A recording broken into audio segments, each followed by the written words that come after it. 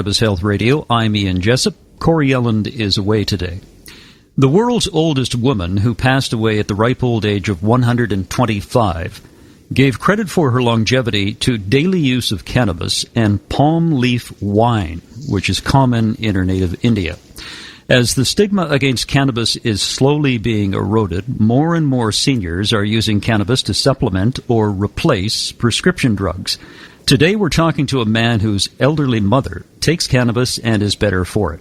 And joining us from Ottawa, Canada, is Louis Berry. Louis, thanks very much for doing this. Thank you, Ian. It's certainly a pleasure to join you today. Tell us the story of how your mother got involved with cannabis. Well, my mother became involved with cannabis because she had come down with a very severe case of shingles. This is now going back about 2.5 years ago. And it was so severe at the time that it was on her face and in her ear and in her mouth, and she couldn't wear her false teeth. She couldn't put makeup on. Really, she couldn't put anything on her face except water. So you can imagine how upsetting that was, both to be living with that amount of pain and the effect that that would have on the quality of her life. So for many months, she struggled with that, with some amount of success with other medications that she was on. She did not want to take opiates and other narcotics or hydromorphine, for example. And so she was living with that very severe pain. And the option came up in the context of also my father's situation to have a cannabis oil as an option to treat the pain. And it worked. It worked right away. It didn't completely take away the pain at that time, but it significantly reduced the pain. And for her, it made a very important difference in her ability to both manage that pain and maintain a quality of life that was not interrupted so badly by the pain that she was still experiencing. She's one of the few people who has a permanent nerve damage as a result of shingles. So it's a condition that she lives with and probably will live with for the rest of her life. And, you know, since taking cannabis, she's able to sleep through the night and able to sort of take away that pain. How old is your mother? She's 80 now, and I was chuckling when you referred to her as an elderly woman because my mother would hates the thought of her age and takes pride in the fact that she feels youthful and certainly doesn't feel her age. So she's 80 now. She was 79 when she began to take cannabis. Well, I didn't mean to use that in a pejorative sense. Of course not. Yeah. No, anyone who does what your mother does at the age of 80 is really young at heart. Exactly. It's fantastic. Yeah. Now, how did she react to using the cannabis initially? Well, when she first started using it, she used two things. She tried an oil product, and she didn't react very well to that. She did not like the oil. Like when she took it orally, it gave her a headache, and she didn't like it. So she began to use it topically with the oil infused into a lotion, and that's what worked very well for her. She had absolutely no side effects, and it took away the pain substantively. So I think as soon as, really the first day when she caught on to this idea that she could use it infused in a lotion, that was a sort of a no going back moment, because she realized at that point that she had something that was working, which was so important for her. Louis, what was her attitude toward cannabis prior to trying it? Well, I think she was like many people of her generation. She was very reluctant because she had her own sort of notions or stereotypes about what that would mean and what people would think if they found out about it. I think that was very typical. She still has some sensitivity around that because people do carry a lot of myths and judgments around it. And there's no reason for people to really know that she's using it. But fundamentally, it works for her. And so at the end of the day, that's what's most important. And she has no personal issues with using it at this point at all. Did she notice any other changes besides helping her shingles as a result of using this cannabis lotion? I don't think so. I mean, to be honest, I think that was the key thing, that was her key motivation for using the product, and that's where she saw the results. Now, did you notice any changes in her when she started using it, such as attitude, behavior, things like that? Well, I think the key thing is that when the person's not living with such severe pain, it makes them more at ease and able to be sort of more content and not struggling with that constant pain. So I think that it was nice to see that, because her pain was so severe And it's not nice to have to see somebody live with that. So I think what I would have observed is the fact that her pain wasn't something coming up in conversation all the time. It would come up only if we asked her, but she was managing it, and it was working, and it wasn't interfering with her life in the same way anymore. One of the things that those of us who don't deal with pain can't understand is the pain that people go through. And I refer to an interview we did with a woman in Seattle who had MS. And she says the pain is all-consuming. It just controls every waking moment for her. And the use of cannabis has relieved that pain somewhat. And it's probably the same situation with your mother. Absolutely. I think, the pain is, at the very least, it's a distraction, and at worst, it's debilitating. So for her, it was often somewhere on that scale. And now that it's properly managed, it's not really an issue at all. And the good part of the story is that she has more recently begun to take a CBD oil, and which she takes systemically, so she's not applying it topically. She still applies the cannabis-infused lotion to her face, but she's now taking the CBD oil orally, and it has basically taken away all of the pain.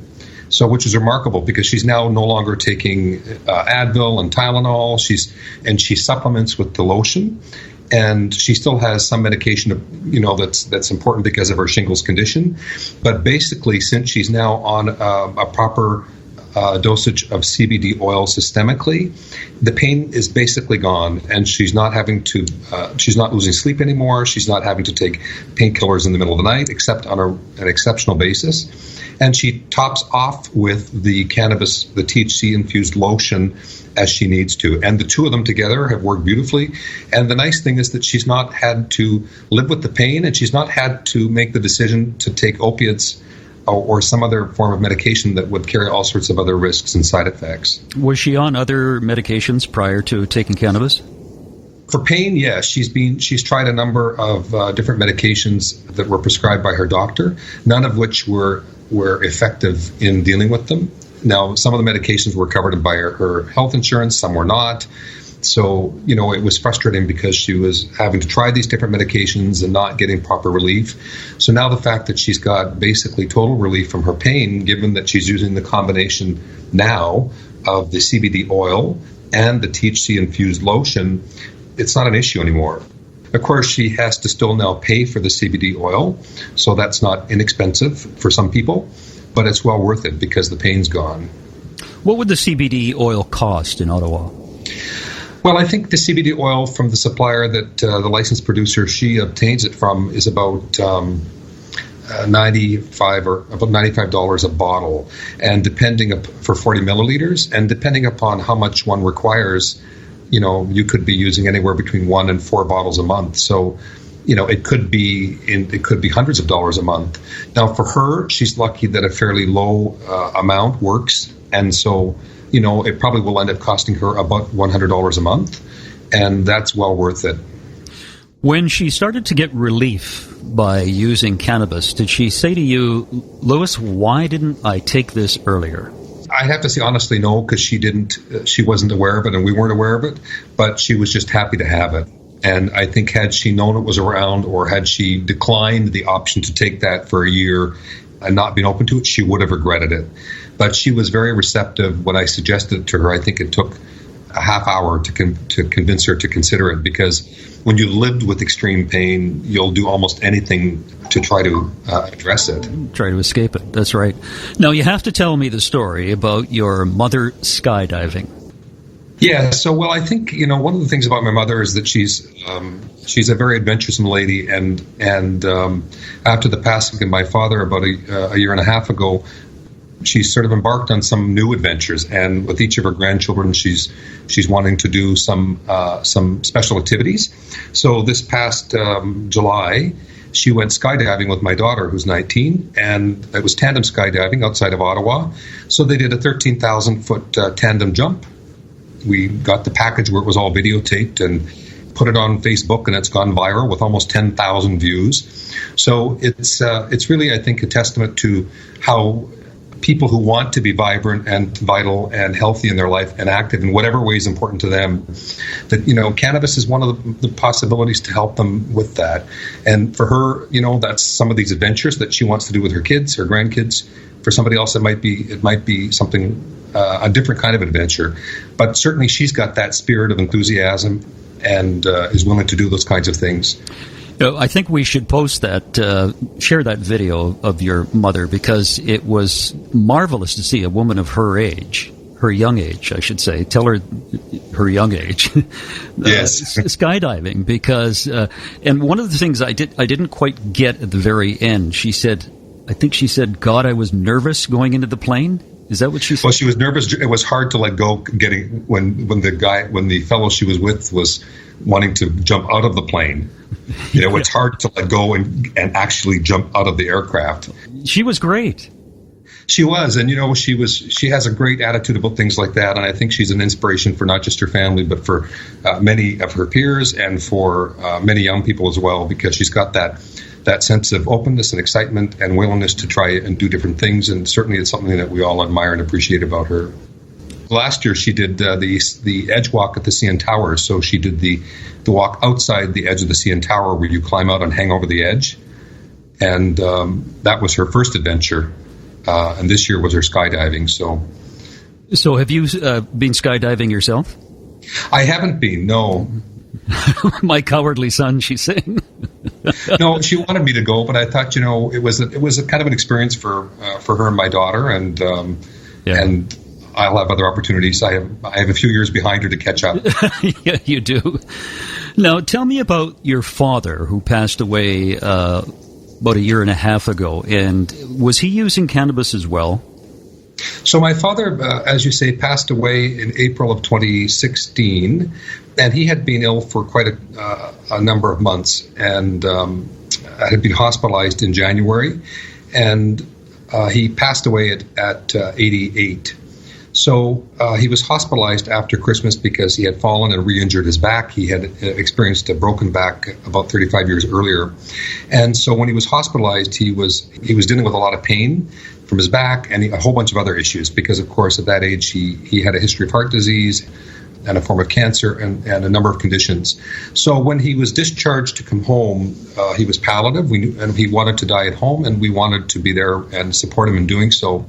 And when he came home, he was, of course, like many people at that stage of life, and with many medical conditions, he was on nearly 20 prescriptions and 3 narcotics. And it sounds like a lot, and it is a lot, but it's not actually that uncommon. What happened was I realized at the time, and with his doctor's support, that cannabis was maybe an option to deal with the pain control, with the anxiety, with some of the other issues that were happening sort of cognitively, because he had some stress issues. That's why he was on hydromorph, an antipsychotic, an anti-anxiety medication. And so we were able to get him on a cannabis oil. And that oil allowed us to effectively, within not much more than a week, have him no longer taking the hydromorph, the morphine, the anti-anxiety medication, and the antipsychotic medication. And it was really a remarkable positive experience. What was it like for him knowing that he was going to die? Well, you know what, I think my father was a very kind of spiritually resolved man, and I don't think most people want to die, but he embraced that whole process, and he was with the family in the best way he could be for as long as he could be. And we were obviously very fortunate to be able to have that time with him. And he was a very open man when it came to different kinds of, treatments that might help him. And so we felt comfortable that cannabis was a solution, an option, and especially considering that he was on so many other medications and that those were affecting his ability to think and clearly, and had all sorts of side effects. So it was a decision that I think we felt was the right decision for him, and one that worked out very well. When he was on cannabis and he was near the end, did his quality of life improve? Yes. Well, I think, as you can imagine, anybody who's taking, some form of morphine and anti-anxiety medication, like benzodiazepams or antipsychotics medication, they're not able to think clearly. They're in that sort of that mentally drugged state. And when we were able to get him off of that, I say that in many respects we had our father back, because he still had no memory because he had severe dementia, so it's not like he could remember more than 1 minute in the past and 1 minute in the future. But he was clear thinking, so he was present in the moment and with us, and he was aware that we were with him. So what happened was he was no longer in that state of being kind of medicated in a way that traditionally many people or seniors at their end of life would be, and he was not experiencing pain because from the moment he started taking the cannabis oil, the pain was gone. The pain was managed very quickly. He was sleeping. He had the anxiety was gone, and so we had to taper him off some other medication again with the support of his physician and a nurse. So we did that in a guided way, and that's so important. But after a week or 10 days, he was clear of those kind of medications that would interfere with some of his thinking to the limited extent that he could think at that stage. And so his quality of life was much better because he was able to interact in conversations, he was able to be fully observant about what was going on, and he was able to enjoy and appreciate the people and the love around him. Louis, your parents were of the first generation to go through the stigmatization of cannabis, and I'm wondering, with your parents' use of cannabis, did that have any influence on your views of it? Well, absolutely, because I think for me, having worked in the health system for most of my career, almost 30 years, it was so compelling for me to see how effective cannabis could be in treating both my father in that end stage of his life and make that a much easier process for him, and in treating my mother, who is still a vibrant woman, who wants to be vital and vibrant and do exciting things. In both of those scenarios, the cannabis was a significant factor in improving their quality of life.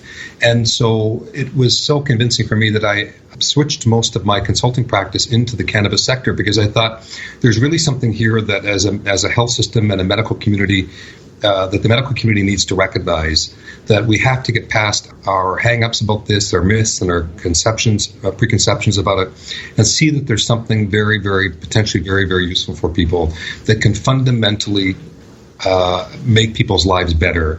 And that said, nothing is without consequence, and we need to better understand it. So we need to take an objective view of all of it. But my personal experience was very, very positive and compelling. Tell us about your company, Cannabis. What does it do? Cannabis.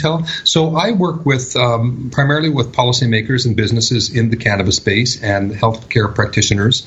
I was focusing primarily in the medical cannabis space because my intention was to help sort of facilitate that agenda. And I'm more recently working more broadly within the recreational space as well. For me, having a healthcare or a health system background, it's really looking at cannabis from a health perspective and a public health perspective. So I'm not advocating for the use of cannabis for recreational purposes so much as I am saying that it has a place medically, and if it's being consumed recreationally, we need to be as informed as possible and responsible and all those good things. So I now work in that space with policymakers and educators and businesses, and less with the public, although I do have some information on my website for public as well, and I have links to research resources and places where you can find contact information and information to work with, I guess. Have you learned anything about cannabis from your daughter?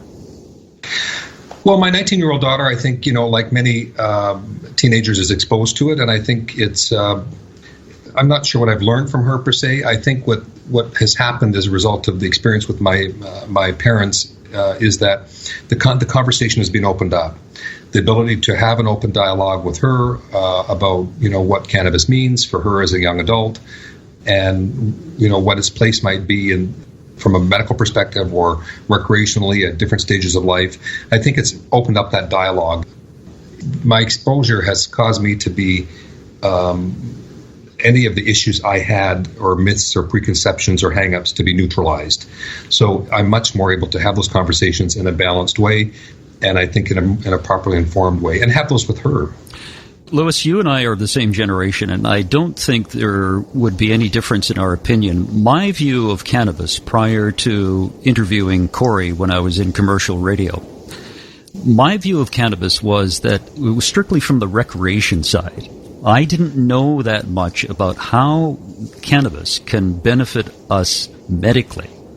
And once I learned that, I did a 180 because I think this is a very, very powerful, safe medication, and I think it's going to take generations before it is truly accepted by the medical community.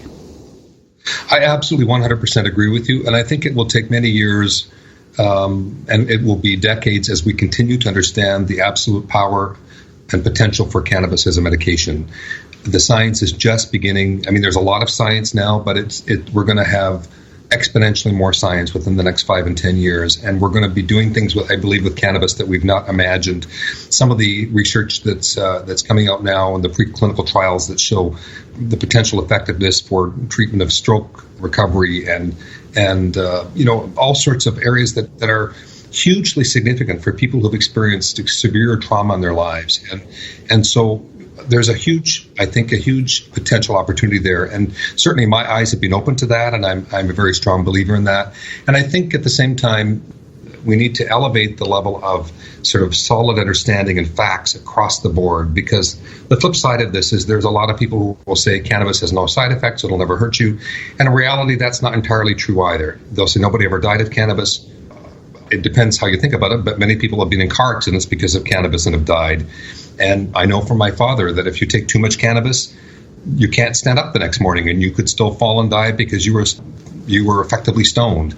So, I think we need to look at cannabis in a much more objective way, and hopefully, and I know it will, the literature and the scientific evidence will evolve, because there's a huge movement toward that now at every level. And we see that at all levels of the population, including seniors. What do you think is going to happen on July 1st of 2018 when cannabis is legalized both medically and recreationally in Canada? Well, I think my assumption and my hope would be that there's a lot of public education that occurs before then, and that it actually is legalized on a day other than July 1st. And that in many respects, it will be a day like no other, and there's in the sense that many people are already using cannabis. There'll be a few more. But I really hope that there's a public education campaign before then, so that people who are considering using it and those who use it now are more educated than they are now. They're informed about, if you're going to use it, don't drive. If you're going to use it, this is what to expect.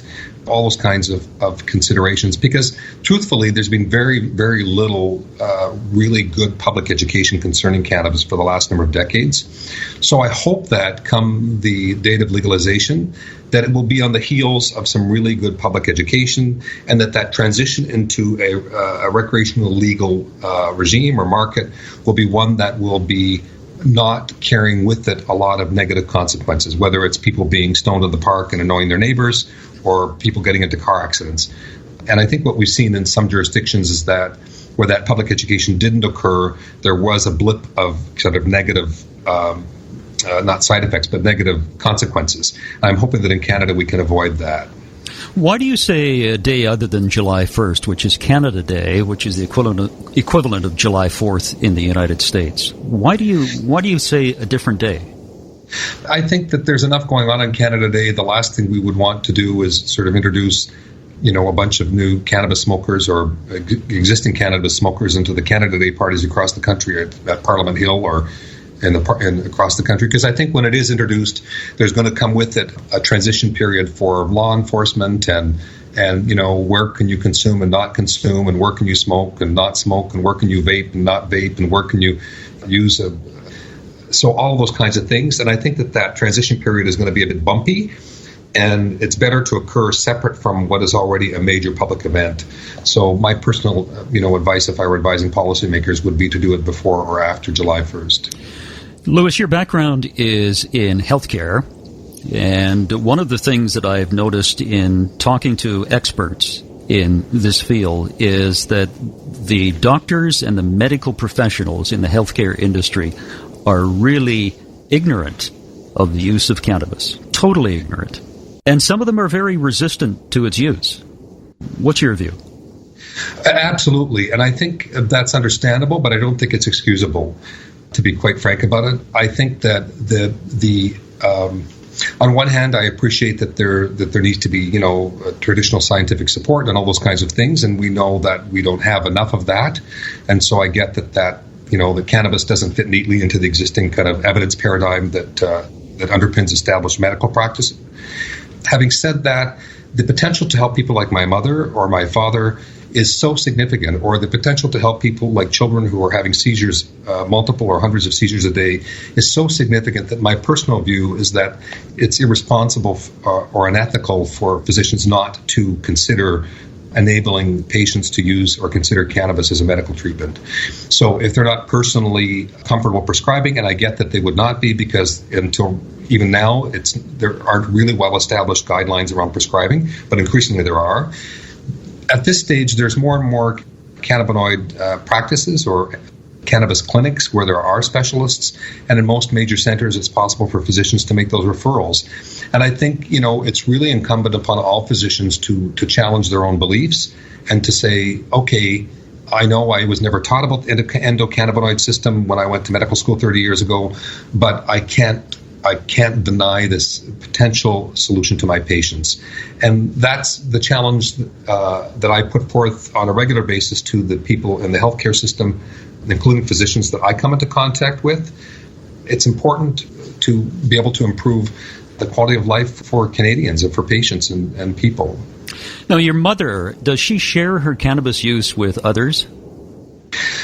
She doesn't share her cannabis. And she doesn't really tell anybody about her cannabis use. She's even somewhat, I think, uncomfortable about the fact that we're having this conversation to some extent. But she knows that it works, and she knows that the bigger cause here is worth the discussion. And so in the small town where she lives, it's not something that she talks to people about.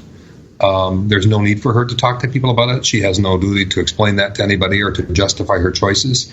The fact of the matter is that she's the one living with this severe pain, and this works for her. And at the end of the day, nothing else matters. And she doesn't feel compelled or doesn't want to have to explain that to people. What's on her bucket list next? Well, one of the things on her bucket list is to do something with each of her grandchildren. So she has a younger granddaughter who wants to go ziplining, so they've got that being planned. She's got another younger granddaughter who wants to go skydiving, so she's probably going to be going skydiving again in Toronto the next time she's out east. She's not completely convinced she wants to do a 13,000-foot jump with a 25-second free fall at 120 miles an hour, because that's a bit of an aggressive experience. But she certainly is very open to doing the skydiving again with her second granddaughter, and she's in discussion with her grandson, one of my nephews, about what kind of an adventure they're going to do together. And she wants to travel, so she wants to go to New York City, and so she's renewed her passport and maybe to Vegas. And I think she's at that stage of life when you've got health and energy, enthusiasm and interest, and a passion and an openness and a willingness to do things that you ought to do them. There's no purpose in waiting. So she's taking that approach. She's vibrant, isn't she? Yeah, she's a very active woman. She's got a huge corner lot in the little small town where she lives, where she has this big garden, and she usually gets first or second prize for the Christmas lights and Christmas time. So she takes great pride in her yard and is one of those people who's just constantly going and very much very hospitable, and her home is always open to people coming and going, and that's what we want for seniors. And I think that's one of the things I wanted to talk about with you, is that cannabis is one of the things that can help seniors really maintain that quality of life that's important to them. And it doesn't have to be skydiving or jumping or going over the edge of the CN Tower. It's really about whatever is important to each individual person. And, cannabis is one option that I think has both that very strong benefit with potentially very few or no side effects. And that's why it's so important to I think, to promote it. Louis, a wonderful story about your mother. Anything you'd like to say in conclusion? No, just that one of the things that I realized as well is that, with people taking prescription medication in seniors, and with children around, it's important for people to make sure that they're keeping their medications protected and locked up. One of the things that I've also done is started a company that sells locking solutions or locking cases and bags for prescription medication and medical cannabis. Because I think as we see people who are using these serious medications, it's important to keep people safe all the time, whether it's keeping the kids out of people's, the cannabis or medication. So I do have a company called lockmygoods.com, and that's offers consumers a place to purchase a way to lock up their medication, if anybody's interested in that. Louis, a pleasure to talk to you. Thanks very much for doing this. Thank you, Ian. It's been an absolute pleasure. I've been following your podcast for some time, and it's always very informative and highly appreciated. You do great work. Thanks very much. Thank you. And we're always looking for people to tell their story about the medical use of cannabis. If you'd like to tell your story, send us an email at info@cannabishealthradio.com. Thanks for listening, everyone. You've been listening to the Cannabis Health Radio podcast. Visit our website, cannabishealthradio.com, and follow us on Facebook and Twitter.